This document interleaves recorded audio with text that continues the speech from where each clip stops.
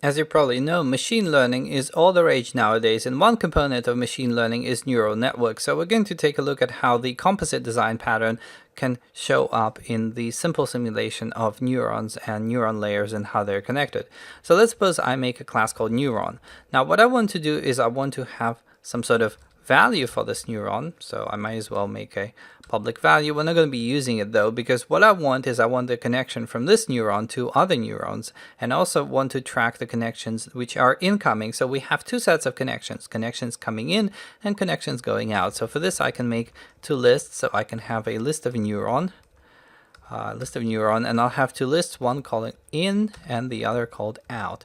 So this is very simple. You have lots and lots of neurons. They're all connected to one another, and typically the way that you connect one neuron to another is something like the following. So you have a method called connect2, and this method connects one neuron to another. So you have neuron other, and then of course you add this neuron to your outgoing connection. So you say out.add other, and then on the other neuron you add the incoming connection. So you say other.in.add this. Okay, so this is how you connect a single neuron to some other neuron. So we can make them. So I can say var neuron 1 equals new neuron. There we go. And I can make neuron 2 as well. And for now everything is fantastic, because I can say neuron 1 dot connect to neuron 2, and everything is fine. I mean, this is completely legitimate code. Everything is correct. You know, it's working perfectly.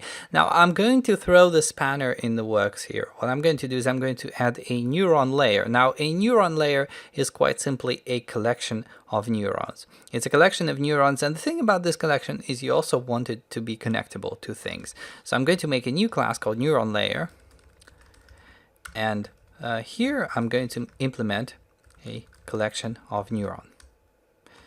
Have collection of neurons. Okay, could have been a list or something else, but you know, let's keep it as collection. And now we have a very big problem, because now the connectivity is still required. So if I have also a bunch of layers, so if I have layer 1 equals new neuron layer, and if I have layer 2, I have the requirements that I can connect a neuron to a neuron. That's already handled, a neuron to a layer to a neuron, or a layer to a layer. So instead of just one method like we have here, we now need, or it looks like we need 4 separate methods to actually connect every kind of object to any other kind of object. Because remember, a neuron layer is just a bunch of neurons, so we want to take every neuron, for example, from a layer and connect it to some other neuron. But we cannot, because we don't have the API for this, and we can certainly start writing for each loops and whatever. But imagine that later on, somewhere down the line, you have a class called neuron ring, which also does something different. It's not a collection of neurons. It could be like a list of neurons or something. And then you're in trouble once again, because then the explosion of this number of different methods, different permutations, is too much. And you don't want to deal with this. You want to apply the composite pattern, but the question is, how do you apply it? Now, I'm going to surprise you here and tell you that you can keep a scenario where you have just a single method covering all of these. Now, the way that you do this is by using an extension method, and the question is, well, an extension method on what? What is in common between a neuron, which has no base classes and is just a standalone class, and the neuron layer, whose base class is already occupied? So it's not like we can give both of these classes a base class. We cannot do it because this class already has a base class. So what do we do? And the answer is that we simply treat both neuron layer and neuron as a collection of neurons. In the case of a neuron layer, it's obviously a collection already, but in the case of a neuron, we can also treat it as a collection of just a single element. So the question is, well, what do we do? Do we have to inherit from collection of neuron here in a single neuron? And the answer is no, you don't have to do this, because essentially in the .NET framework, we already have a paradigm, we already have an interface for expressing the idea of enumeration, and that is of course IEnumerable. Now in the case of a neuron layer, it's a collection, so it already implements IEnumerable, no problem here. In the case of a neuron, we simply implement IEnumerable like this. So we say a neuron is an IEnumerable of neuron, and then of course we have to implement the missing members. They get a numerator, both of these varieties, and Here the default implementation is just to get the strongly typed variety, so we only have to implement one method. Now typically in getEnumerator is where you return each of the containing elements, but here we have a scalar. So neuron is a scalar value and we want to represent it as an IEnumerable.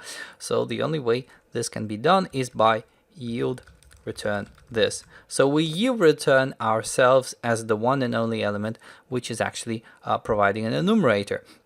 So this is great because now a neuron is an IEnumerable and the neuron layer is also an IEnumerable, and what this means is we can now write an extension method on IEnumerables. So here we'll have a static class called extension methods, and I'm going to have a public static void connect to. So instead of having connect to down here, for a single neuron, I'm going to get rid of this. We're going to implement this for any two collections of neurons. So we have the left hand side, this IEnumerable of neuron, let's call it self, and then we have IEnumerable of neuron other as the right hand side. And what we do is we iterate through all of the neurons in the self, all of the neurons in the other, and we connect them together. So we say, well, first of all, we check for referential equality because if they're equal, we don't have to do anything. So if reference equals self and other, then simply return. But if not, what we do is we say for each var from in self, for each var2 in other, and this is where we can actually do some work. So we say from dot out dot add 2, and then 2 dot in dot add from. There we go. The indentation is a bit broken here, but here is the implementation which will work in all of these scenarios. So what you'll see here is that we now have a way of connecting, let's say, a neuron to a layer. Neuron 1 connect to layer 1. This is completely legal now because both of these, both neuron 1 and layer 1, are IEnumerable of neuron, because essentially a single scalar neuron is masquerading as an enumeration by yield returning itself, yield returning this.